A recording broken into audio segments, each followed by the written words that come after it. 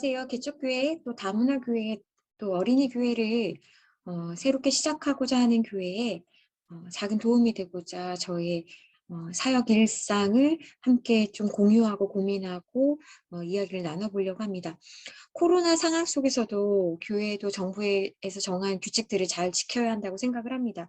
그런데요, 아이들이 아침 일찍 교회에 와서 대부분 어린이 예배 시간이 어른들 예배 드리는 시간보다 1시간 정도 일찍이잖아요. 거의 똑같은 경우도 있지만요. 그러다 보니 아이들은 어른들보다 훨씬 더 배고픈 시간들이 길어요. 지난번에 제가 말씀을 드렸는데 방송에는 말씀드리지 않았지만 제 아들은 배고프다고 심지어 우는 일까지도 있었다고 말씀을 드렸습니다.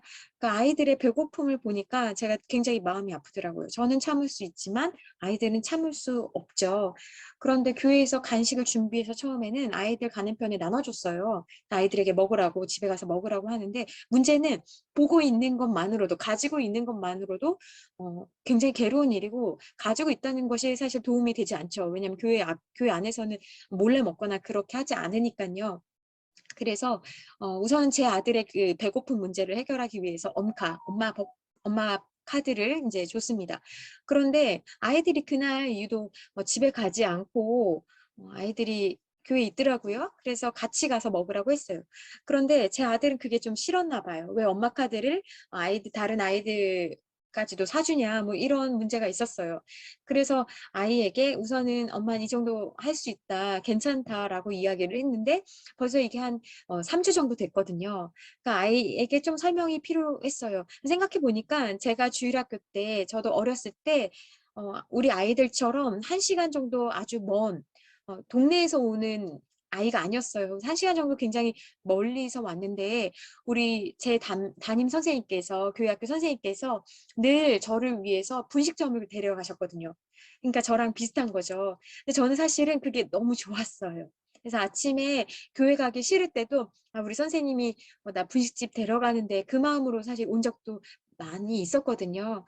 그래서 제 아들에게 이런 얘기를 했죠. 내가 어렸을 적에 선생님에게 이런 고마운 경험이 있었다. 그래서 나는 그 고마움 때문에 내가 여기까지 오게 됐는데 나도 아이들에게 이렇게 사주고 싶다라고 이야기를 했어요.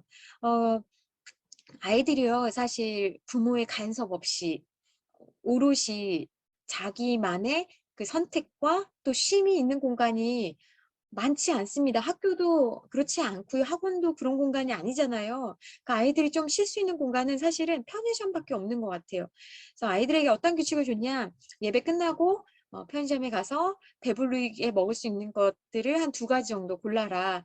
저는 이제 예를 들면 삼각김밥이랑 우유 뭐 이렇게 먹으면 좋겠다라고 이야기를 했지만 아이들은 그런 거와 상관없이 라면, 떡볶이, 뭐 비타민 음료, 젤리 뭐 이런 거 고르더라고요. 근데 굉장히 행복해했습니다. 음, 그래서 저는 여러분들에게 어떤 걸 제안해 드리고 싶냐면 교회 안에서 현재 먹으면 안 되고 먹을 수 없잖아요.